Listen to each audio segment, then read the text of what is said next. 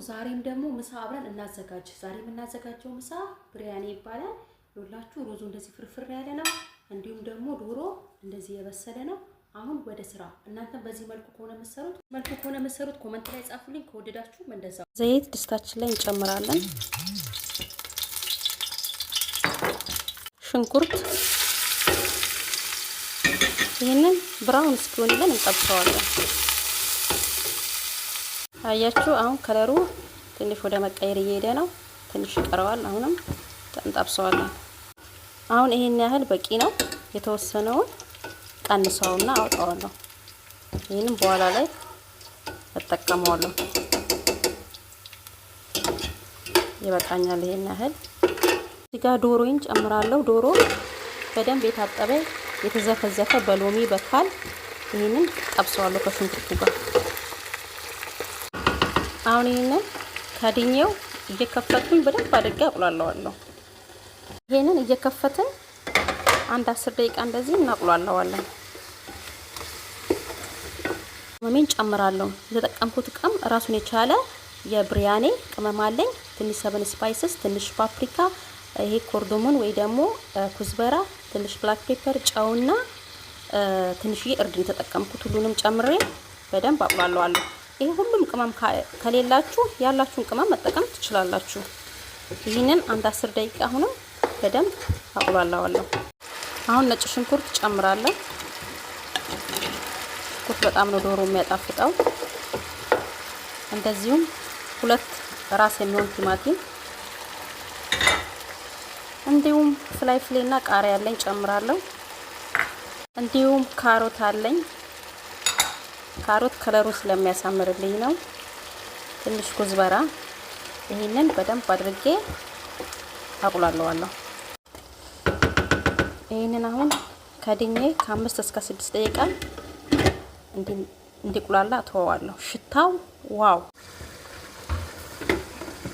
አሁን እኔ ጋይስ ትንሽዬ እርጎ 1 ማንኪያ ምትሆን ጨምራለሁ። ይሄንን ትንሽ ካቁላለሁ በኋላ አሁን ዶሮ እየበሰለ ነው። ሩዛችንን እንቀቅላለን። እዚህ ጋር እርፌ ሎሚና ወራ አጋን አድርጌያለሁ። እንዲሁም ቂቤ ትንሽ ኩዝበራ፣ ከዛ በደንብ የታጠበ ሩዝ በስመቲ 3 ኩባያ ነው የተጠቀምኩት። ይሄንን እንቀቅለዋለን። ይሄው ሩዙ እየበሰለ ነው። ይሄን በደንብ ሙክክ ብሎ እንዲበስል አይደለም የምንፈልገው እንትኑ ጋር ስለሚበስል ከዶሮ ጋር ትንሽ። አሁን ይሄንን እናወጣዋለን ስለማያስፈልገን። አያችሁ ሩዙ አሁን ግማሽ መብሰል በስሏል። በቃ ይሄን አጠንፍፈን ሌላውን እናረጋለን። ሩዛችን እንደዚህ በባዶ ድስት ውስጥ እናረጋለን። እንደዚህ እንዘጉዘዋለን። ከዛ ያዘጋጀነውን ዶሮአችንን በደንብ በስሏል። እንደዚህ እናጥፈዋለን። መልሰን አሁንም በሩዝ እንሸፍነዋለን።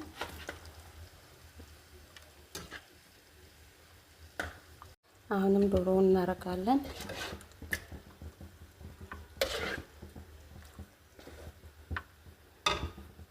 መልሰን አሁንም ሩዙን እናለብሰዋለን።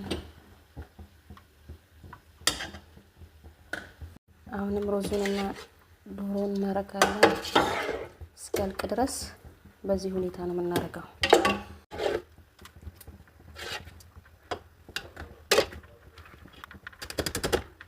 ቅድም ያስቀራነውን ሽንኩርት ከላይ እንደዚህ እናረጋለን። እንዲሁም ትንሽ ኩዝበራ መሰነስበታለን። አሁን ዛፈራን ካላችሁ እንደዚህ መነስነስ ትችላላችሁ። እኔ ስለሌለኝ ግን ትንሽ እርድ ብቻ እንደዚህ ለከለሩ አረግበትና ሰኒታ ሽፍን አድርጌ ለ5 ደቂቃ ቆየዋለሁ። ከዛ እንዲሁም ትንሽ የቅቤ ጣል አድርጌበታለሁ። ብቻ አብረን የሰራ ነው ብሪያኒ አያችሁት። አቀላቅያለሁ። አሁን እናቀርባለን። ዋው! ታችሁ መገልበጥ ትችላላችሁ። እኔ ግን እንደዚህ አቀርባለሁ። እንደዚህም ይሄንን ሎዝ ትንሽ ኩዝበራ ውዶች አብረን የሰራ ነው እንግዲህ ብሪያኒ ይሄን ይመስላል። እንዴት አያችሁት? ከወደዳችሁት ኮሜንት ላይ ጻፉልኝ። ባይ ባይ።